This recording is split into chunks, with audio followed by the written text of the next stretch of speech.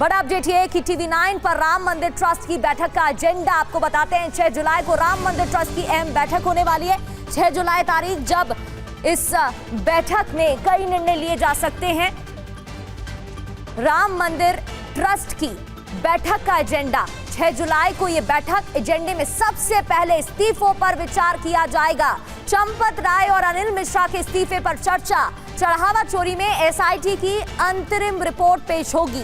दान व्यवस्था और निगरानी प्रणाली पर फैसले होंगे। मणिराम दास छावनी में दोपहर 3 बजे ये बैठक होगी। दोपहर 3 बजे का वक्त बताया जा रहा है, 6 जुलाई तारीख जब होगी ये बैठक। तो 50 घंटे बाद चंपत राय का इस्तीफा होगा क्या? 6 जुलाई की बैठक में क्या निर्णय लिया जा सकता है? दरअसल चंपत राय के इस्तीफे पर विचार होगा।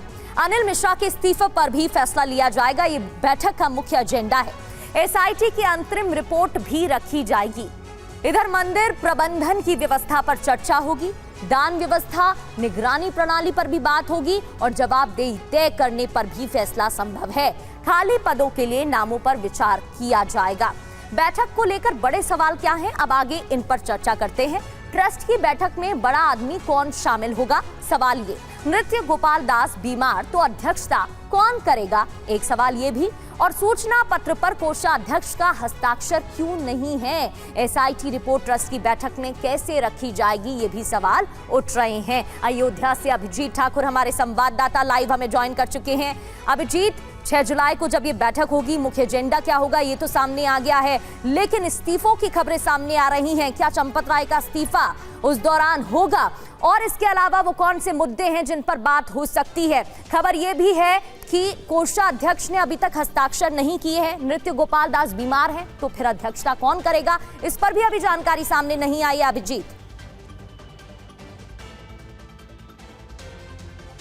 देखिए, कुल मिलाकर अगर देखें तो बैठक तो होनी है और 3 बजे ही होनी है और सबसे बड़ा मुद्दा इस बैठक में चंपत राय और अनिल मिश्रा का इस्तीफा ही रहना है। लेकिन ट्रस्ट की तरफ से स्पष्टता की बहुत ही कमी दिख रही है इस पूरे प्रकरण के दौरान। किसी तरह की स्पष्टता, जो पत्र भी जारी होते हैं, जो जानकारी भी निकलते हैं, उस पर हस्ताक्षर ना होना, इस तरीके से एक तरीके से अगर देखा जाए तो अभी तक पूरे प्रकरण के दौरान ट्रस्ट की तरफ से इस पूरे मामले में सिर्फ भ्रमित करने की कोशिश दिखाई देती है, न कि किसी तरह की स्पष्टता रखने का प्रयास इसमें दिखाई देता है। चढ़ावा चोरी एक बड़ा प्रकरण है जिसमें कि ट्रस्ट के सदस्यों को सामने आकर अपनी बात रखनी चाहिए थी, स्पष्टता रखनी चाहिए थी, लेकिन अभी तक ऐसा ट्रस्ट की तरफ से ऐसी पहल नहीं दिखी है। एसआईटी के जांच के नाम पर पल्ला झाड़ने का काम तमाम जो सदस्य हैं वो करते रहे हैं और उसी की आड़ में अपने आप को बचाते हुए भी दिख रहे हैं। लेकिन ये बात तो तय है कि जब बैठक होगा उसमें इस्तीफा पर सबसे पहले चर्चा होगी और वो स्वीकृत होती है या फिर आगे क्या होता है, यह सबसे बड़ा सवाल है।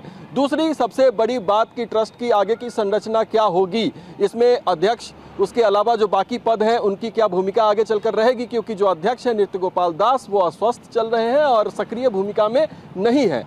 जो रिक्तियां हैं उनको भरा जाएगा और नए पदाधिकारी कौन नियुक्त होंगे, ऐसी जानकारी सामने आ रही है कि कोई बाहर का सदस्य भी इस बैठक में शामिल हो सकता है और बहुत ही अहम निर्णय इसमें लिए जा सकते हैं। तो ट्रस्ट के क्या मौजूदा ट्रस्ट को भंग कर दिया जाएगा और पुनर्गठन इसका होगा, ये भी एक बड़ा कदम इस लिहाज से देखा जा रहा है, क्योंकि ट्रस्ट की भूमिका पर बहुत बड़े सवाल उठ रहे हैं और जिम्मेदार पदों पर जो लोग बैठे थे वो पूछताछ के घेरे में हैं। जी प्रगति।